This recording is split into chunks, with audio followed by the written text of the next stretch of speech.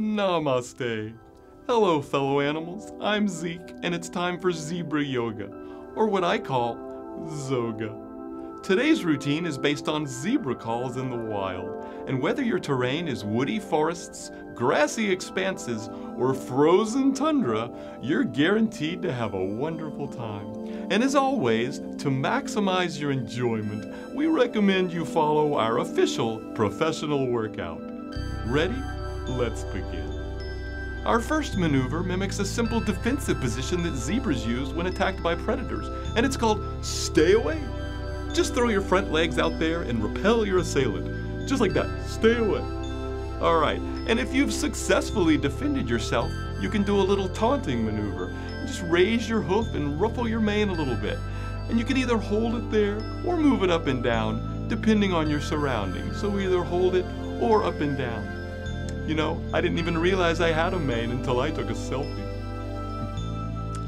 The next maneuver is very important, so pay attention. Don't make me give you the old Zeke smackdown, okay? All right, our next pose is a simple stretch. Raise those front legs to the sky. Oh, doesn't that feel great? Can't you just feel the cuts circulating through your lungs? I don't even know if that's biologically right. I didn't really study in school. I just tried to avoid getting eaten. And now our next maneuver is a karate chop, and it's like this. Hua! And this yoga move, I can show you from the side, like that. This yoga move is good for thwarting predators that are coming you from this side, perhaps a jackal or a puffin. And it's again a simple chop out to the side like this. And then we're going to follow that up with a perpendicular hoof maneuver. And this might be very difficult for some of you ungulates out there. It's a little bit easier for me. I had cosmetic surgery, had my hoofs sort of tapered here. All right. And did you do that successfully?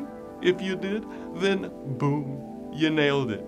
Just like that, okay? Boom. It's not this, okay? It's not a Beyonce thing, you know. It's just a simple more with a wrist like that. All right?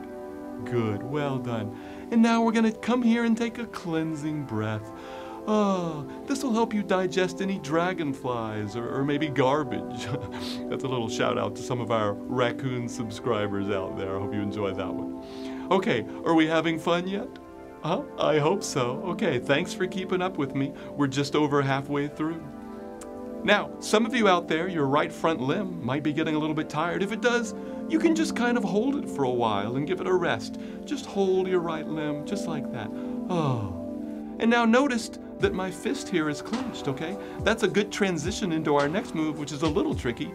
It's either a punch out to the side or just hold up your clenched fist, okay? There's some regional differences. Out here, maybe if you're in a colder climate, or up here if you're in a wooded environment, okay? And it doesn't matter how many times you do it. It's just important that you know what you're doing. Oh, and now another stretch, similar to the other one, but only with one limb, and we're gonna have an open hoof this time. And it's good to keep stretching this limb because it has been doing the lion's share of the work, has it? Or I guess I should say zebra's share. Right, that's better, yeah, because if you're a lion, you can just go suck it, all right? And if you are a lion and you're offended by that, I'm sorry, you can just talk to the hooves, okay? Because I don't want to hear about it, okay? You have all the advantages, so just talk to my hooves, all right? Now, if you were a little put off by that previous one, maybe you're not an alpha male or whatever, you can tone it down a little bit and go with the simpler talk to the hoof, okay? And it's kind of a pushing motion here, extend your arm out. I know this is tough for some of you out there that don't have bendable limbs. But yeah, it's a pushing bent motion or just an extended arm, either way, depending on your terrain, okay? Now we're getting close to the end of the routine. Our next maneuver is a limb chop. Now sometimes it's more comfortable if you do it up here, and other times you'll find it works better down here, but what's important is the chopping motion, okay? Oh, and now back to here for one more cleansing breath. Become one with the jungle, kind of like you're summoning a genie, okay? But don't summon a genie.